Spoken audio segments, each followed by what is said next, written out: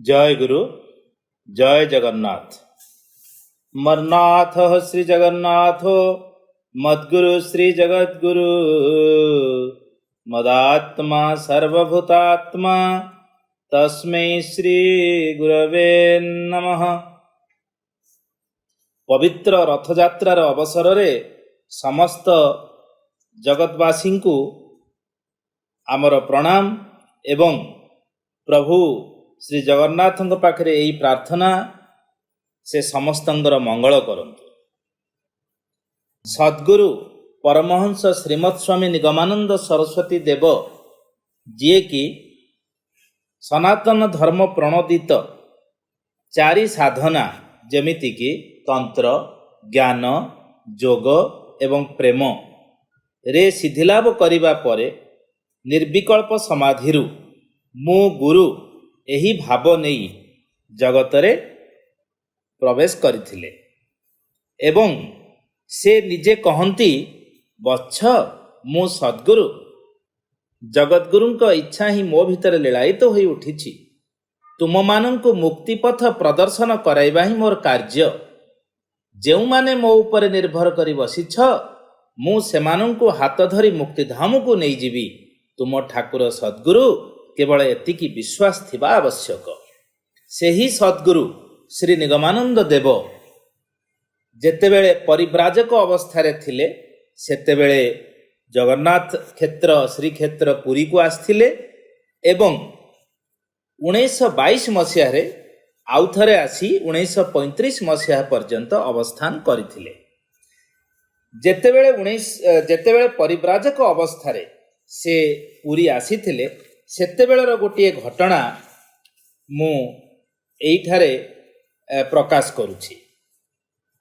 ज्ञानी गुरु सच्चिदानंद सरस्वती ठारू सन्यास नेबा परे परिव्राजक भावरे साधक निगमानंद चारिधाम भ्रमण रे बाहरी किछि दिन पुरी धामर बगला धर्मशाला रे अवस्थान करथिले। बड़ देउलर रत्न सिंहासन रे विजे चतुर्धामूर्तिंक दर्शन लाभ करी परिव्राजक आनंद रे विभोर होई गले। जगन्नाथ बलभद्र सुदर्शन और सुभद्रा जे तत्वमूर्ति एहा से उपलब्धि कले। ए पर्यंत जेते विग्रह दर्शन करिथिले कौनसी विग्रह दर्शन रे एतादृश ब्रह्म तत्व अवबोध होई नथिला। तांकर मने हेला जेपरी एकमात्र जगन्नाथ विग्रह रे वैदिक ऋषि मानक प्रतीक धर्मी रूप कल्पनार मर्यादा पूर्ण मात्रा रे प्रचलित होइछि। साधक निगमानंद श्री विग्रहंक दर्शन सारी श्री मंदिर रु बाहरी आसीबा बेले देखिले जगन्नाथंकर बाल्य भोग बाहरुछि। पुरी भोग क्षेत्र भार भार राशि राशि भोग प्रदत्त हुए। देवता जेपरी विराट सेही भली विपुल तांकर भोग आयोजन। से जने पंडा को प्रश्न कले वर्तमान कौन भोग बाहरिला ए भोगर उपकरण गुड़िक कौन? उत्तर शुणा पाइले ए हेला ठाकुरंकर बाल्य भोग। बल्लभ खई सर पापड़ी लहुणी दही खुआमंडा बल्लभ कोरा खंडमंडा नडुआ खुद घसा जल एवं जेउ ऋतुरे जेउ फल सेही फल एही समय लागि होइथाय। कथा हेउथिबा बेले से देखिबाकू पाइले बड़ बड़ माटी पात्र रे सपुरी खंडमान जाउछि।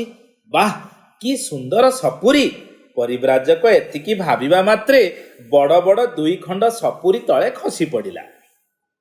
जेउ पंडा परिव्राजकंक संगरे कथा हेउथिले से खूब उत्साह रे कहि उठिले, उठाई नियो बाबा उठाई नियो, तुम भाग्य अत्यंत भल। महाप्रभु अजाचित भावरे तुमको प्रसाद दान करिछन्ति। सपुरी 2 खंड उठाई आनी परिव्राजक आनंदरे से प्रसाद सेवन कले। परवर्ती जीवन रे शिष्या माँ मानक निकटरे एही प्रसाद पाइबा घटना वर्णना करी श्री श्री ठाकुर हसी हसी कहिथिले, प्रसाद पाइबा पाई मु केबे लालायित नथिली। मु तो सेतेबेले भक्त नथिली, थिली वैदांतिक सन्यासी। तथापि सेही भोग सपुरी 2 खंडर स्वाद अति सुमिष्ट बोध होइथिला। गीतारे भगवान ज्ञानी को ही ତାଙ୍କର ଉତ୍ତମ ଭକ୍ତ ବୋଲି କହିଛନ୍ତି। ସୁତରାଂ ପରିବ୍ରାଜକ ତାଙ୍କର ଭକ୍ତ ନୁହନ୍ତି ତ ଆଉ ଭକ୍ତ କିଏ? ଜଗନ୍ନାଥ ଦେବ ଭକ୍ତ ପଦାରବିନ୍ଦ ଭିକ୍ଷୁ ଦିନ ନିଗମାନନ୍ଦଙ୍କୁ ଚିହ୍ନି ପ୍ରସାଦ ପ୍ରଦାନ କରିଥିଲେ। ଇଏ ହେଲା ତାଙ୍କର ପରିବ୍ରାଜକ ଜୀବନର ଘଟଣା।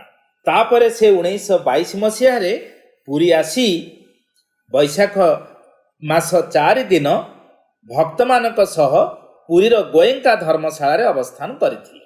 ତାଙ୍କ ସଙ୍ଗରେ ଥିଲେ ସୁରମା, ବିମଳା ମା ଓ ସେବକ ହରିଦାସ, ଭକ୍ତ ଅଶ୍ୱିନୀ ଓ ରାଜକୁମାର ବାବୁଙ୍କର ମା। ପ୍ରଥମ ଦିନ ସେ ଭକ୍ତମାନଙ୍କ ସହିତ ଶ୍ରୀ ଜଗନ୍ନାଥଙ୍କର ଦର୍ଶନ ଉଦ୍ଦେଶ୍ୟରେ ମନ୍ଦିରକୁ ଯାଇଥିଲେ। ତାଙ୍କର ଜଗନ୍ନାଥ ଦର୍ଶନ ମଧ୍ୟ ଅଭିନବ। ସେ ନାଟ ମନ୍ଦିର ଭିତରେ ପ୍ରବେଶ କରି କିଛି କ୍ଷଣ ପର୍ଯ୍ୟନ୍ତ ଅପଲକ ଦୃଷ୍ଟିରେ ଶ୍ରୀ ଜଗନ୍ନାଥଙ୍କୁ ନିରୀକ୍ଷଣ କରୁଥିଲେ। ତତ୍ପରେ ଭୂମିଷ୍ଠ ପ୍ରଣାମ କରିବା ପରେ ଅନ୍ୟମାନଙ୍କୁ ପ୍ରଣାମ କରିବାକୁ ନିର୍ଦ୍ଦେଶ ଦେଉଥିଲେ। ସେମାନେ ଶ୍ରୀ ଶ୍ରୀ ଜଗନ୍ନାଥଙ୍କୁ ପ୍ରଣାମ କରି ଶ୍ରୀ ଶ୍ରୀ ଠାକୁରଙ୍କର ପଦ ସ୍ପର୍ଶ କରୁଥିଲେ। ଶ୍ରୀ ଜଗନ୍ନାଥଙ୍କର ମହାପ୍ରସାଦ ମଧ୍ୟ ଠାକୁର ତୃପ୍ତିର ସହିତ ଭୋଜନ କରୁଥିଲେ। ମାନଗୋବିନ୍ଦ ଗୋଛିକାର ଓ ପରେ ନରସିଂହ ଗୋଛିକାରଙ୍କୁ ସେ ପଣ୍ଡା ବୋଲି ସ୍ୱୀକାର କରିଥିଲେ। ସେହି ବର୍ଷ ରଥଯାତ୍ରା ସମୟରେ ଶ୍ରୀ ଶ୍ରୀ ଠାକୁର ନିଗମାନନ୍ଦ ମଙ୍ଗୁମଠ ଛାତରେ 10 ଟଙ୍କା ଭଡ଼ା ଦେଇ ଶ୍ରୀ ଜଗନ୍ନାଥଙ୍କର ପହଣ୍ଡି ବିଜେ ଦର୍ଶନ କରିଥିଲେ ଏବଂ ପରେ ଶିଷ୍ୟମାନଙ୍କ ସହ ରଥ ଦଉଡ଼ି ଧରି ଟାଣିଥିଲେ। ଏହି ଶ୍ରୀ ନିଗମାନନ୍ଦ ଦେବଙ୍କର କିଛି ଜଗନ୍ନାଥ ତତ୍ତ୍ୱ ବିଷୟରେ, ଜଗନ୍ନାଥଙ୍କ ବିଷୟରେ କିଛି ତାଙ୍କର ଲେଖା ଅଛି ତାଙ୍କର ବିଭିନ୍ନ ଗ୍ରନ୍ଥରେ। ଆମେ ସେ ବିଷୟରେ ମଧ୍ୟ କିଛି ଆଲୋକପାତ କରିବା। ସଦ୍ଗୁରୁ ନିଗମାନନ୍ଦ ତାଙ୍କର ଜ୍ଞାନୀଗୁରୁ ଗ୍ରନ୍ଥରେ ଲେଖିଛନ୍ତି ଯେ ଯେଭଳି ପୂଜା ପଦ୍ଧତି ଅବଲମ୍ବନ କରନ୍ତୁ ପଛକେ ହିନ୍ଦୁମାନଙ୍କର ସେ ସମସ୍ତ ପୂଜା ହିଁ ଏକମାତ୍ର ଅଦ୍ୱୟ ବ୍ରହ୍ମଙ୍କର ଉପାସନା। ଚୂଡ଼ା ଦେଶରେ ଅନନ୍ତ ଆକାଶରେ କେବଳ ଏକଂ ମେବା ଦ୍ୱିତୀୟମ୍। ସଦ୍ଗୁରୁ ନିଗମାନନ୍ଦଙ୍କ ରଚନା ଗୁଡ଼ିକୁ ଅଧ୍ୟୟନ ଅନୁଶୀଳନ କଲେ ସେଥିରେ ଶ୍ରୀ ଜଗନ୍ନାଥଙ୍କର ତତ୍ତ୍ୱ, ଦର୍ଶନ, ସଂସ୍କୃତି ପ୍ରତିଫଳିତ ହୋଇଥିବାର ସ୍ପଷ୍ଟ ଜଣାଯାଏ। ଆସନ୍ତୁ ଶୁଣିବା 22 ପାହାଚ ବିଷୟରେ ସଦ୍ଗୁରୁ ନିଗମାନନ୍ଦ ତାଙ୍କ ଜ୍ଞାନୀଗୁରୁ ଗ୍ରନ୍ଥରେ କ'ଣ କହିଛନ୍ତି। ଶରୀରସ୍ଥ ପଞ୍ଚଭୂତ ଅର୍ଥାତ୍ କ୍ଷିତ୍, ଅପ୍, ତେଜ, ମରୁତ ଓ ବ୍ୟୋମ। ପଞ୍ଚ ଇନ୍ଦ୍ରିୟ ଅର୍ଥାତ୍ ଚକ୍ଷୁ, ନାସା, କର୍ଣ୍ଣ, ଜିହ୍ୱା, ଚର୍ମ। ଷଡ଼ରିପୁ ଅର୍ଥାତ୍ କାମ, କ୍ରୋଧ, ଲୋଭ, ମୋହ, ମଦ ଓ ମାଶ୍ଚର୍ଯ୍ୟ। 3 ଗୁଣ ଯେମିତିକି ସତ୍ୱ, ରଜ ଓ ତମ ଏବଂ ମନ, ବୁଦ୍ଧି ଓ ଅହଙ୍କାର। ଏ ସମସ୍ତର ସମଷ୍ଟି 22 ପାହାଚର ପ୍ରତୀକ। ଯାହା ନାହିଁ ପିଣ୍ଡେ ତାହା ନାହିଁ ବ୍ରହ୍ମାଣ୍ଡେ ଅର୍ଥାତ୍ ମନୁଷ୍ୟର ପିଣ୍ଡରେ ହିଁ ସମଗ୍ର ବ୍ରହ୍ମାଣ୍ଡର ପ୍ରତିକୃତି ବିଦ୍ୟମାନ। ଏହି ବ୍ରହ୍ମାଣ୍ଡଟି 8ଟି ବୈକୁଣ୍ଠ ଏବଂ 14ଟି ଭୁବନରେ ଗଠିତ। ସ୍ଥୂଳ ଦେହର ପାଦ ତଳଠାରୁ ମସ୍ତକ ପର୍ଯ୍ୟନ୍ତ ସମଗ୍ର ଅବୟବକୁ 14 ଭୁବନ ଅର୍ଥାତ୍ ସପ୍ତ ପାତାଳ ଓ ସପ୍ତ ଲୋକ କହନ୍ତି। ସପ୍ତ ପାତାଳ କ'ଣ କ'ଣ? ନା ଅତଳ, ସୁତଳ, ବିତଳ, ତଳାତଳ, ଭୂତଳ, ରସାତଳ ଓ ପାତାଳ। ସପ୍ତ ଲୋକ କ'ଣ? ନା ଭୂ, ଭୁବଃ, ସ୍ୱଃ, ମହ, ଜନଃ, ତପଃ ଓ ସତ୍ୟଲୋକ। ଶରୀର ଅଭ୍ୟନ୍ତରରେ ପଞ୍ଚଭୂତର ପ୍ରତ୍ୟେକଙ୍କ ଅଧିଷ୍ଠାନ ନିମିତ୍ତ ସ୍ୱତନ୍ତ୍ର ସ୍ଥାନମାନ ରହିଅଛି। ଏହି ସ୍ଥାନ ଗୁଡ଼ିକୁ ଚକ୍ର ବୋଲି କୁହାଯାଏ। ଗୁହ୍ୟ ଦେଶରେ ମୂଳାଧାର ଚକ୍ରଟି ପୃଥିବୀ ବା କ୍ଷିତି ତତ୍ତ୍ୱର ସ୍ଥାନ। ଲିଙ୍ଗ ମୂଳରେ ସ୍ୱାଧିଷ୍ଠାନ ଚକ୍ରଟି ଅପ୍ ବା ଜଳ ତତ୍ତ୍ୱର ସ୍ଥାନ। ନାଭି ମୂଳରେ ମଣିପୁର ଚକ୍ରଟି ତେଜ ବା ଅଗ୍ନି ତତ୍ତ୍ୱର ସ୍ଥାନ। ହୃଦ୍ ଦେଶରେ ଅନାହତ ଚକ୍ରଟି ମରୁତ ବା ବାୟୁ ତତ୍ତ୍ୱର ସ୍ଥାନ। କଣ୍ଠ ଦେଶରେ ବିଶୁଦ୍ଧ ଚକ୍ରଟି ବ୍ୟୋମ ବା ଆକାଶ ତତ୍ତ୍ୱର ସ୍ଥାନ ବୋଲି କଥିତ। ଏହା ବ୍ୟତୀତ ଲଲାଟ ଦେଶରେ ଆଜ୍ଞା ଚକ୍ରରେ ପଞ୍ଚ ତନ୍ମାତ୍ର ତତ୍ତ୍ୱ ଯଥା ରୂପ, ରସ, ଗନ୍ଧ, ସ୍ପର୍ଶ ଓ ଶବ୍ଦ। ପଞ୍ଚ ଇନ୍ଦ୍ରିୟ ତତ୍ତ୍ୱ ଚିତ୍ତ ଓ ମନର ସ୍ଥାନ ଅଟେ। ଏହାର ଉର୍ଦ୍ଧ୍ୱରେ ଜ୍ଞାନ ଚକ୍ରରେ ଅହଂ ତତ୍ତ୍ୱର ସ୍ଥାନ। ଏହାର ଉର୍ଦ୍ଧ୍ୱରେ ବ୍ରହ୍ମରନ୍ଧ୍ରରେ ଶତଦଳ ଚକ୍ର ଅଛି ଯାହାକି ମହତତ୍ତ୍ୱର ସ୍ଥାନ।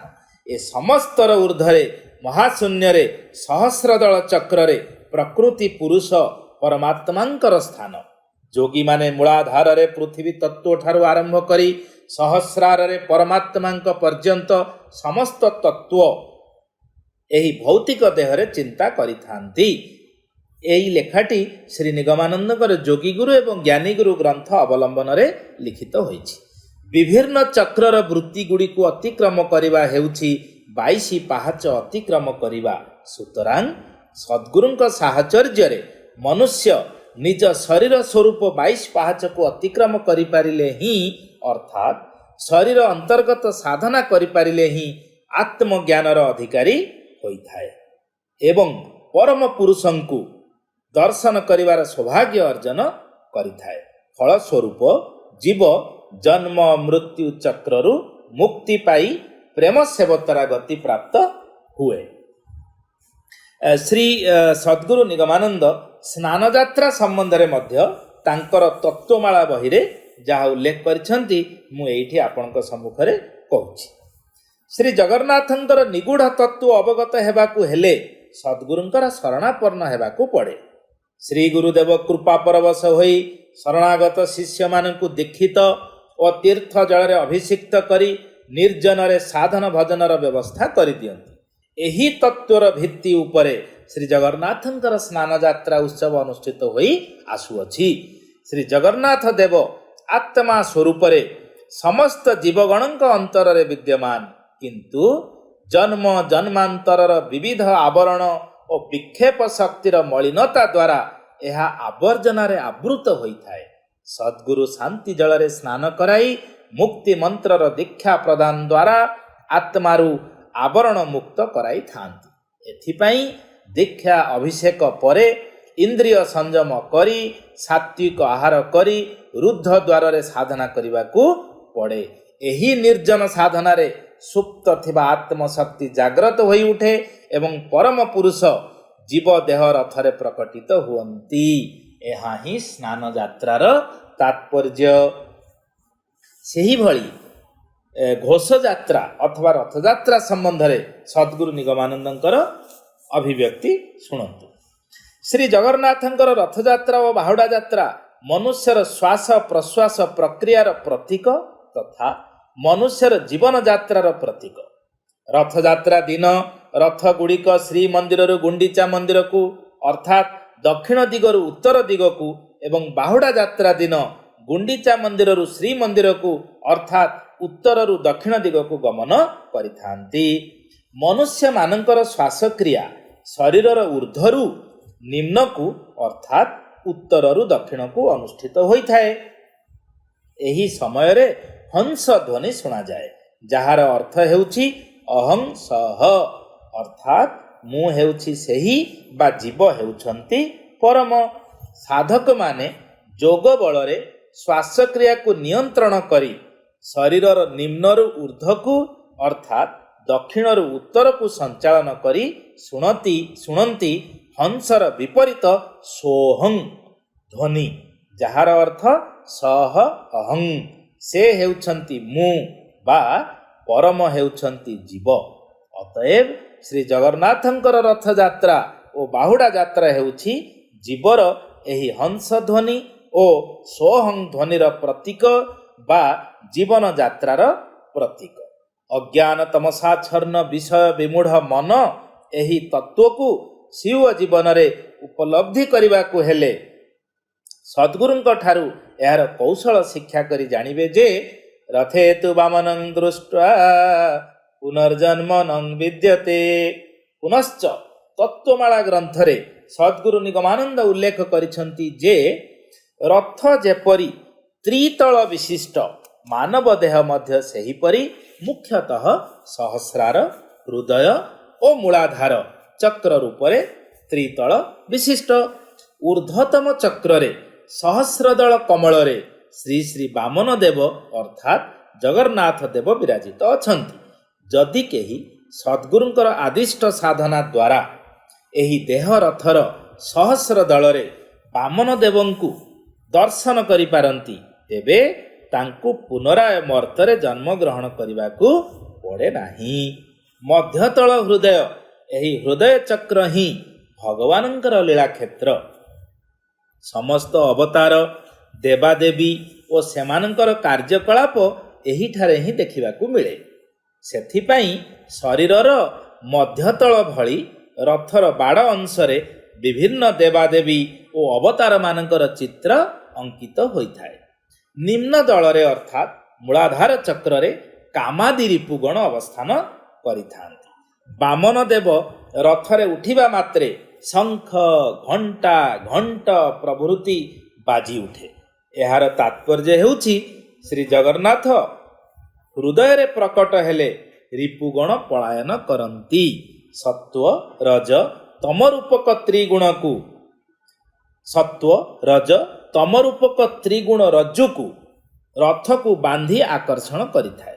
ରଥ ଗଢ଼ିବା ଅର୍ଥ ସୁଖ ଦୁଃଖମୟ କାଳଚକ୍ର ଘୁରି ଘୁରି ଅବଶେଷରେ ମନ୍ଦିର ନିକଟରେ ଉପନୀତ ହେଲେ ଅର୍ଥାତ୍ ଜୀବର ଯାତ୍ରା ଶେଷ କାଳରେ ତ୍ରିଗୁଣ ରଜ୍ଜୁର ବନ୍ଧନ ଉନ୍ମୁକ୍ତ ହେଲେ ଜୀବ କାଳଚକ୍ରରୁ ମୁକ୍ତି ଲାଭ କରିଥାଏ।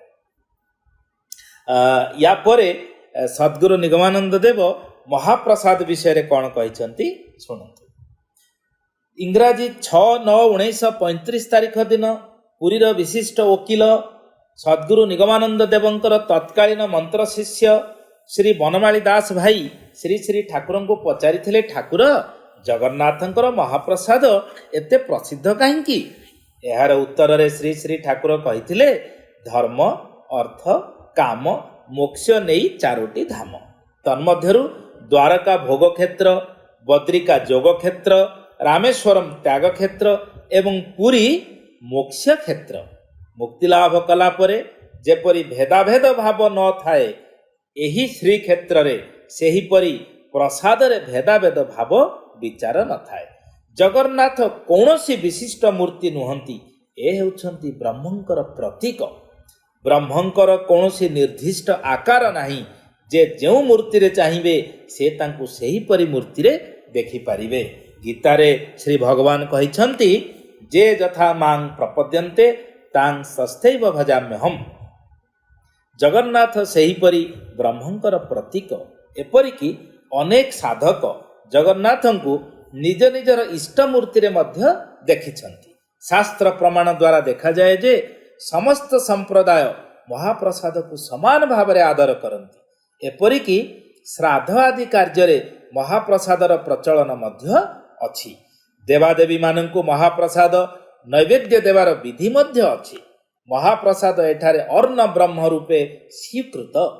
4 ଧାମ ମଧ୍ୟରେ ପୁରୀ ମୋକ୍ଷ କ୍ଷେତ୍ର ହୋଇଥିବାରୁ ଆନନ୍ଦ ବଜାରରେ ଭକ୍ତମାନେ ମହାପ୍ରସାଦକୁ କୈବଲ୍ୟ ବୋଲି କହିଥାନ୍ତି, ଯାହାକି ମୋକ୍ଷର ଅନ୍ୟ ଏକ ପରିଭାଷା। ଆମେ ଜାଣିଛେ କୈବଲ୍ୟ ମୁକ୍ତି। ଏହିଭଳି ଭକ୍ତ ଶିଷ୍ୟମାନଙ୍କୁ ବ୍ରହ୍ମବିତ୍ ସଦ୍ଗୁରୁ ଶ୍ରୀ ଶ୍ରୀ ଠାକୁର ନିଗମାନନ୍ଦ ଦେବ ଦାରୁ ଦେବତା ଶ୍ରୀ ଜଗନ୍ନାଥଙ୍କର ଶ୍ରୀ ବିଗ୍ରହର ତାତ୍ତ୍ୱିକ ଦିଗ ବୁଝାଇ ଦେଇ ସେ ନିଜେ କିପରି ଗୁରୁ ବ୍ରହ୍ମ, ଶ୍ରୀ ଜଗନ୍ନାଥ କିପରି ଦାରୁ ବ୍ରହ୍ମ, ଶ୍ରୀ ଜଗନ୍ନାଥଙ୍କର ରଥ କିପରି ରଥ ବ୍ରହ୍ମ, ମହାପ୍ରସାଦ କିପରି ଅର୍ଣ୍ଣ ବ୍ରହ୍ମ ପ୍ରଭୃତି ବିଭିନ୍ନ ବିଷୟରେ ଆଲୋଚନା କରି ଶ୍ରୀ ଜଗନ୍ନାଥଙ୍କର ତତ୍ତ୍ୱ ଏବଂ ତାଙ୍କର ମହାପ୍ରସାଦର ଅପୂର୍ବ ମହିମା ବୁଝାଇ ଦେଇଥିଲେ। ପୁରୁଷୋତ୍ତମ କ୍ଷେତ୍ରର ମାହାତ୍ମ୍ୟ ସମ୍ପର୍କରେ ଶ୍ରୀ ଶ୍ରୀ ଠାକୁର ନିଗମାନନ୍ଦ ତାଙ୍କର ପ୍ରସିଦ୍ଧ ଗ୍ରନ୍ଥ ତାନ୍ତ୍ରିକ ଗୁରୁରେ ଲେଖିଛନ୍ତି, ବାରାଣାସୀରେ ଜପ କଲେ ସମ୍ପୂର୍ଣ୍ଣ ଫଳ ଲାଭ ହୋଇଥାଏ, କିନ୍ତୁ ତାହାର 2 ଗୁଣ ଫଳ ପୁରୁଷୋତ୍ତମରେ। ଶ୍ରୀ ଜଗନ୍ନାଥ ମନ୍ଦିରର ପ୍ରଚଳିତ ପୂଜା ପରମ୍ପରା ଓ ରୀତିନୀତି ତାଙ୍କ ମନରେ ଏତେ ପ୍ରଭାବ ପକାଇଥିଲା ଯେ ସେ ତାଙ୍କ ଉତ୍କଳୀୟ ଭକ୍ତମାନଙ୍କୁ ତୁମ ଦେଶର ରୀତି ଅନୁଯାୟୀ ଶ୍ରୀଗୁରୁଙ୍କର ପ୍ରତିମୂର୍ତ୍ତି ପୂଜାର୍ଚ୍ଚନା କରିବା ପାଇଁ ନିର୍ଦ୍ଦେଶ ପ୍ରଦାନ କରିଥିଲେ। ଆମ ଦେଶର ରୀତି କହିଲେ ଉତ୍କଳରେ ପ୍ରଚଳିତ ରୀତି ବା ଉତ୍କଳର ରାଷ୍ଟ୍ର ଦେବତା ଶ୍ରୀ ଜଗନ୍ନାଥ ମନ୍ଦିରର ପ୍ରଚଳିତ ରୀତିକୁ ବୁଝାଇଥାଏ। ଅନ୍ୟ 3ଟି ଧାମରେ ଭଗବାନଙ୍କୁ ପାଇବା ପାଇଁ କ'ଣ କରିବାକୁ ହୁଏ ତାହାର ସାଧନା ବ୍ୟବସ୍ଥିତ, କିନ୍ତୁ ଭଗବତ ପ୍ରାପ୍ତି ପରେ କିପରି ଜଣେ ଭଗବାନଙ୍କ ସହ ତାଙ୍କର ନିତ୍ୟ ଲୀଳାର ସହଚର ହୋଇପାରିବ ତାହାର ଅନୁଶୀଳନ ହିଁ ଶ୍ରୀ ଜଗନ୍ନାଥ ମନ୍ଦିରର ଅନ୍ୟତମ ବୈଶିଷ୍ଟ୍ୟ।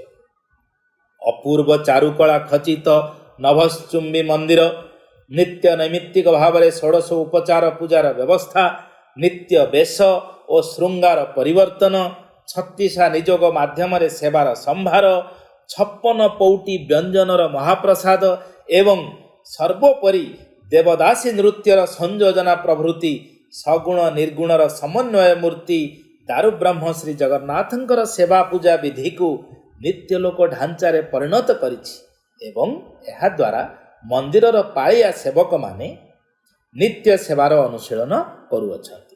ଏତଦ୍ୱାରା ଶ୍ରୀ ଜଗନ୍ନାଥଙ୍କର ନିତ୍ୟ ବିଦ୍ୟମାନତା ସାବ୍ୟସ୍ତ ହୋଇ ସେବକମାନେ ତାଙ୍କ ସହିତ ସହଜ ଭାବରେ ଚଳିଥାନ୍ତି, ଅର୍ଥାତ୍ ତାଙ୍କ ସହିତ ମହିମା ଜ୍ଞାନ ନ ରଖି ମାଧୁର୍ଯ୍ୟ ଭାବରେ ଚଳିଥାନ୍ତି। ଏହିଭଳି ଭାବରେ ଶ୍ରୀ ଶ୍ରୀ ଠାକୁର ସଦ୍ଗୁରୁ ନିଗମାନନ୍ଦଙ୍କର ଭକ୍ତମାନେ ଗୁରୁର୍ଲୋପ ନ ବକ୍ତବ୍ୟଂ, ଅର୍ଥାତ୍ ଗୁରୁ ବା ଗୁରୁ ତତ୍ତ୍ୱ ହିଁ ନିତ୍ୟ ବିଦ୍ୟମାନ, ଏହିଭଳି ଭାବରେ ତାଙ୍କର ସେବା ପୂଜା କରିଥାନ୍ତି। ଶ୍ରୀ ଶ୍ରୀ ଠାକୁର ନିଗମାନନ୍ଦ ତାଙ୍କର ଶିଷ୍ୟ ଭକ୍ତମାନଙ୍କୁ କହିଛନ୍ତି, ଦେଖ ତୁମେମାନେ ମୋତେ ଅବତାର, ମହାପୁରୁଷ ବା ଭଗବାନ ମନେ ନ କରି ସହଜ ମନୁଷ୍ୟ ଭାବରେ ଭାବନା କର। ମୁଁ ଚାହେଁ ତୁମମାନଙ୍କ ସହିତ ଗୋଟିଏ ସହଜ ସମ୍ବନ୍ଧ ସ୍ଥାପନ କରିବା ପାଇଁ। ଏହିଭଳି ଭାବରେ ସଦ୍ଗୁରୁ ନିଗମାନନ୍ଦ ତାଙ୍କ ଶିଷ୍ୟ ଭକ୍ତମାନଙ୍କୁ ଶ୍ରୀ ଜଗନ୍ନାଥ ଦେବଙ୍କ ବିଷୟରେ ବହୁ ଆଲୋଚନା କରିଛନ୍ତି। ସେ ତାଙ୍କର ଶେଷ ଦର୍ଶନ କେମିତି କରିଛନ୍ତି ସେ ବିଷୟରେ ଟିକିଏ ଶୁଣିବା। 1935 ମସିହା ନଭେମ୍ବର 13 ତାରିଖ ଉପରବେଳା ସଦ୍ଗୁରୁ ନିଗମାନନ୍ଦ ଯଥା ସମୟରେ ରିକ୍ସାରେ ବୁଲି ବାହାରିଲେ। ନୀଳାଚଳ କୁଟୀରରୁ ବାହାରି ଦୋଳମଣ୍ଡପ ସାହି ବୁଲି ପୋଷ୍ଟ ଅଫିସ୍ ପାଖକୁ ଗଲେ। ସେଠାରେ 6:35 ବାଜିଥିବାର ଦେଖି ଅଦାଲତ ବାଟ ଦେଇ ସିଧା BNR ହୋଟେଲ ରାସ୍ତାରେ ଗଲେ। ତାପରେ ଷ୍ଟେସନ ଦେଇ କଲେରା ହସ୍ପିଟାଲ ଓ ବଡ଼ଶଙ୍ଖ ବାଟରେ ଫେରିବା ବେଳେ ଠାକୁର କହିଲେ, ଆଜି ଟିକିଏ ଜଗନ୍ନାଥଙ୍କୁ ଦେଖିବାକୁ ହେବ। ତାପରେ ମରିଚିକୋଟ ବାଟେ ଯାଇ ସିଂହଦ୍ୱାରରେ ପହଞ୍ଚି ରିକ୍ସା ବନ୍ଦ କଲେ ଓ ପତିତ ପାବନଙ୍କୁ କିଛି ସମୟ ଚାହିଁ କହିଲେ, ଏଇ ମୋର ଜଗନ୍ନାଥଙ୍କର ଶେଷ ଦର୍ଶନ ହେଲା।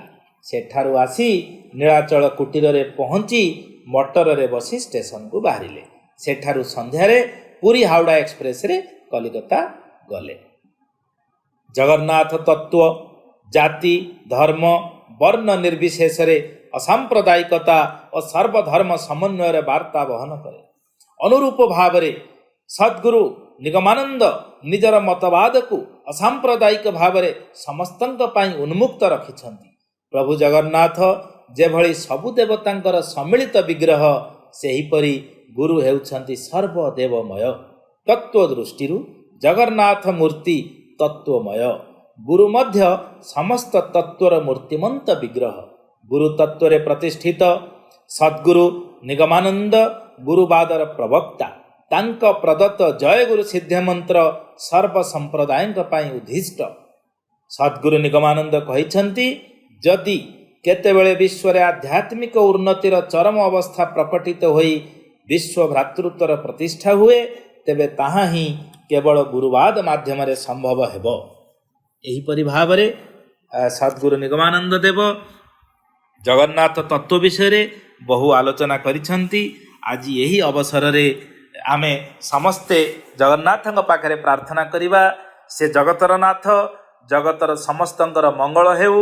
ଏ ପ୍ରକାର ଭୀଷଣ ପରିସ୍ଥିତିରେ ଆମେ କିଭଳି ସମସ୍ତ ବାଧାବିଘ୍ନ ମଧ୍ୟ ଦେଇ ପ୍ରଭୁ ଶ୍ରୀ ଜଗନ୍ନାଥଙ୍କୁ ସ୍ମରଣ କରିପାରିବା, ତାଙ୍କ ଶ୍ରୀପାଦ ପଦ୍ମରେ ମନକୁ ଅକ୍ଷୁର୍ଣ୍ଣ ରଖିପାରିବା, ସେହି ପ୍ରାର୍ଥନା କରି ମୁଁ ଆଜିର ଏହି ଶ୍ରୀ ନିଗମାନନ୍ଦ ଦେବଙ୍କର ଶ୍ରୀ ଜଗନ୍ନାଥଙ୍କ ସମ୍ବନ୍ଧୀୟ ବକ୍ତବ୍ୟକୁ ଶେଷ ରଖୁଛି।